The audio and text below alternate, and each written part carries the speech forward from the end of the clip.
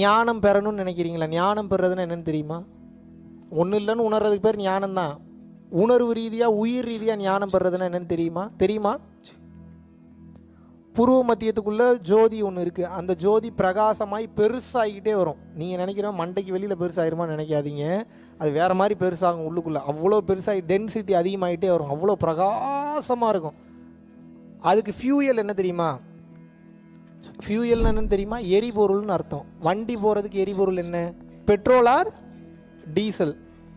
இங்கே ஒளி பிரகாசமாச்சுன்னா என்ன ஆகும் அப்படின்னா, தானாக புரியும். எல்லாமே என்னாகும்?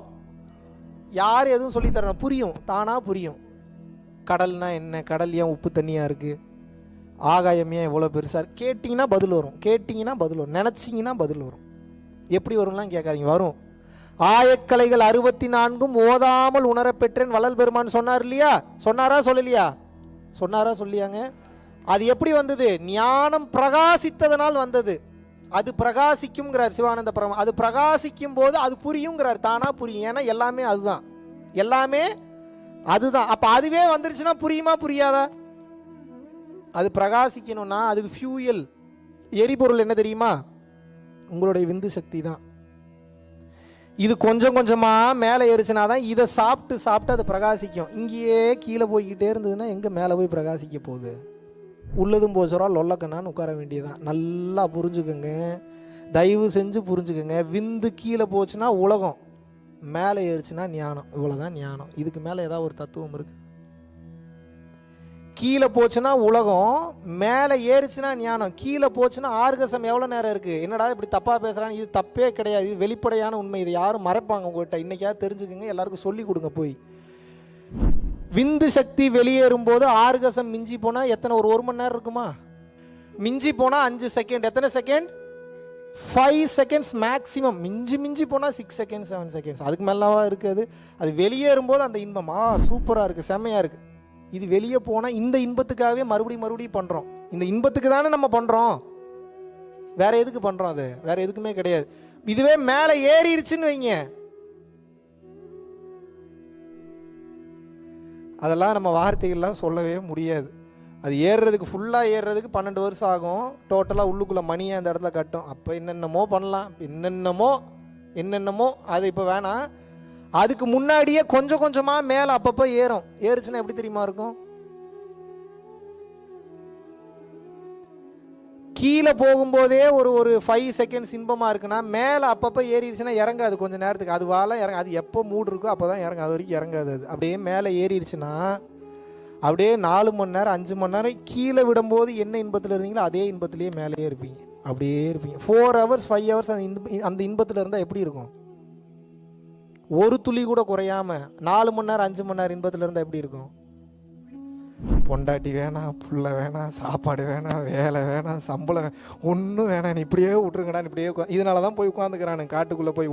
தெரிஞ்சிருச்சு அவனுங்களுக்கு கான்செப்ட். இவனுங்க எதிர்பார்க்கிறதெல்லாம் இன்பம் இல்லை, இதை மேலே ஏற்றுறதுல தான் இன்பம் இருக்குன்னு சொல்லி சேமித்து மேலே ஏற்றிட. கொஞ்சம் கஷ்டம் தான் ஆரம்பத்தில், உடனேலாம் ஏறாது. குறைஞ்ச ஒரு 5 வருஷம் 10 வருஷமாவது கஷ்டப்படணும். ஒன்ஸ் ஏற்றியாச்சுன்னா முடிஞ்சு. எதுவும் பண்ண வேணாம். நினச்சது அவனை தேடி வரும். நினச்ச உடனே அந்த ஆனந்த நிலைக்கு போவான். தொட்டதெல்லாம் துலங்கும், ஆனந்தமாக இருப்பான். பார்க்க போதையாயிருவான். போதை பொருள்லாம் எடுக்க வேணாங்க. போதை பொருள் எடுத்தால் கூட லேட்டு. ஒரு குறிப்பிட்ட பாயிண்டெல்லாம் இருக்குது. அந்த பாயிண்டெல்லாம் போயிருச்சுன்னா அப்படியே அரை கண்ணுக்கு போயிடும். கண்ணெல்லாம் ரெட் ஆயிரும். டக்குன்னு போதை நிலைக்கு போயிடும். அப்படியே ஆளே நீ பார்த்தாவே என்ன போதை பொருளடா பயன்படுத்துகிற, இவ்வளோ நேரம் போதையில் இருக்குன்ற மாதிரியே தான் இருக்கும். காரணம் என்ன? அந்த சர்டைன் பாயிண்ட் அவன் ஆக்டிவேட் பண்ணும்போது அந்த போதை நிலைக்கு போயிடும். அப்படியே இருப்பான். குணங்குடி மஸ்தான் சாஹிப்னு ஒருத்தர் இருந்தார். கேள்விப்பட்டிருக்கீங்களா? மஸ்தான் பாய், குணங்குடி மஸ்தான், அகத்தியரை கும்பிட்டவர். கேள்விப்பட்டிருக்கீங்களா? ஓகே. ஏன் தெரியுமா அவருக்கு மஸ்தான்னு பேர் வந்துச்சு? மஸ்துனா என்ன ஹிந்தியில்?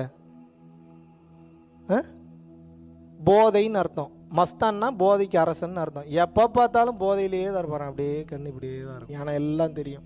மஸ்தான் சாஹிப் அவர் பேர். ஏன் மஸ்தான்னா, குண்டலினி ஆற்றல் மேலே ஏறி அந்த பாயிண்ட்டை உணர்வு நிலையில் நீங்கள் டச் பண்ணோன்னே டக்குன்னு ஒரு பிளிஸ்குள்ளே போயிருவீங்க. அழுகையாக வரும். எதுக்கு? ஆனந்தமாக இருக்குது. வெளியிலேருந்து பார்க்குறவனுக்கு மென்டல் ஆயிரும். எதுக்கு இவன் அடிக்கடி அழுகிறான்னு நமக்கு மட்டும்தான் தெரியும். நம்ம ஜாலியாகவே இருப்போம் உள்ளுக்குள்ளே. அப்படியே மூச்சு ஒடுங்கி மேலே எதை பார்த்தாலும் அப்படி ஒரு வர்ணிக்க முடியாத இன்பங்க. அதெல்லாம் சொல்லவே முடியாது. அதை நம்ம வார்த்தைகளில் வர்ணிக்கவே முடியும். அப்படி ஒரு இன்பமாக இருக்கும். அப்படியே ஒரு போதையிலேயே இருக்கும். கண் அரை கண்ணில் அப்படியே ஒரு போதை நிலையில் நல்லா. நீங்கள் மற்ற போதைப் பொருட்கள் எடுக்கிறீங்கன்னா அப்பப்போ தான் ஸ்டோன்டு. இவன்லாம் ஆல்வேஸ் ஸ்டோன்டு தான். நீங்கள் என்ன ஸ்டோன்டு சொல்கிறது? கருப்பு கண்ணாடி வேறு போட்டுக்கணும். ஏன் அப்படின்னா பார்க்குறவனுக்கு வேறு மாதிரி தப்பாக தெரியும். வேறு எதுக்கு பேசாமல் கண்ணாடியை போட்டு மெயின்டைன் பண்ணிட்டு போயிடும். வெளியில் இருக்கிறவனுக்கு இந்த சாமியார்களாம் கண்ணாடி ஒரு கேடு, இது திட்டு வேற பின்னாடி இருந்து இதெல்லாம் நடக்கும். ஏன் அப்படின்னா இந்த ஆற்றல் நிலை சாதாரண ஆற்றல் நிலை கிடையாது. அனுபவிச்சு பாருங்கள் எப்படி இருக்கும். ரூட்டை போட்டு கொடுத்துருவேன், பயணிக்க வேண்டியது உங்கள் பொறுப்பு. எதிர்பார்ப்பு இல்லாமல் பயணிச்சிங்கன்னா நினைத்தவுடன் நினைத்த நேரத்தில் அந்த நிலைக்கு போக முடியும். அடுத்த செகண்ட் போக முடியும். அப்படியே போயிடலாம். அப்படியே அந்த ஏகாந்தத்துக்கு போயிடலாம்.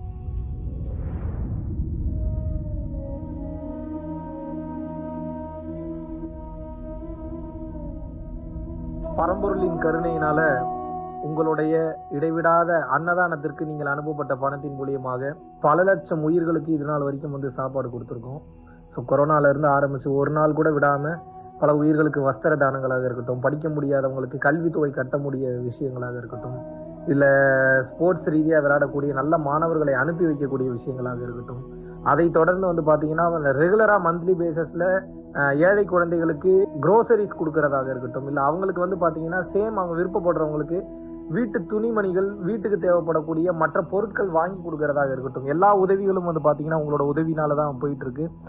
சாது சிதம்பர சுவாமிகள் வளநாட்டார் ஒரு வார்த்தை சொல்லுவார், பசித்தோர் முகம்பார் பரம்பொருள் அருள் கிட்டும் அப்படின்னு சொல்லுவார். வள்ளல் பெருமானும் ஜீவகாருண்யம் உள்ள சம்சாரிகளுக்கு எப்பேற்பட்ட சூழ்நிலையிலும் பார்த்தீங்கன்னா அவங்களோட லாபம் தடைபடாது, தொழில் பிரச்சனைகள் நிவர்த்தியாகும், அதை தொடர்ந்து வாழ்க்கையில குடும்ப பிரச்சனைகள் விலகும், அதுபோக குழந்தை சம்பந்தமான பிரச்சனைகள் எதுவாக இருந்தாலும் இந்த அன்னதானத்திற்காக நீங்கள் செய்யக்கூடிய ஒவ்வொரு ரூபாயும் அது உங்களுக்கு நிச்சயமாக புண்ணியமாக சேரும். புண்ணியத்தை கடந்த நிலையில் முக்தி பாதைக்கும் அது நிச்சயமாக உங்களை வழி நடத்தும். அதனால விருப்பப்படுறவங்க நம்மளுடைய பரம்பொருள் அறக்கட்டளையினுடைய சேரிட்டி ஆக்டிவிட்டீஸ்க்கு தங்களுடைய விருப்பப்படக்கூடிய நன்கொடையை கீழே உள்ள டெஸ்கிரிப்ஷன்ல இருக்கக்கூடிய அக்கௌண்ட் நம்பருக்கு செலுத்தலாம். இதற்குண்டான அந்த அருளை சித்தர்கள் உங்களுக்கும் உங்கள் குடும்பத்தாருக்கும் வழங்க வேண்டுகிறேன். குருவின் பரிபூர்ண அருளாசிகள். குரு கடாட்சம்.